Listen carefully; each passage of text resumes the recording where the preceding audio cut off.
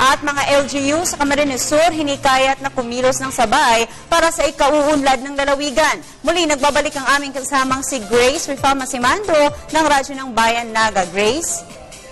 Ipinahayag ngayon ni Camarines Sur Vice Governor Atu Peña na hindi lamang sila nangangako ng solidong suporta sa lahat ng mga magandang programa ng bagong upong Gobernador Mix Villafuerte, kundi ikakampanya rin ang sangguniang panlalawigan sa buong LGUs ng Camsur na kumilos ng sabay at itutok ang lahat ng mga programa para sa pagpapaunlad ng Camsur.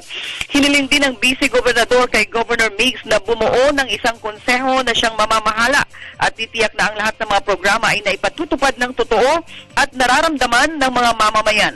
Hinikayat ni Vice Governor Peña ang lahat niyang mga kasamahan sa sangguniang panlalawigan na simulan ang pagsisilbi ng 16th Council na may integridad, may paggalang sa buong mamamayan ng napakagandang lalawigang Camarines Sur. Muli, para sa Telebisyon ng Bayan, Grace Rifalma-Simando ng Radyo ng Bayan Naga.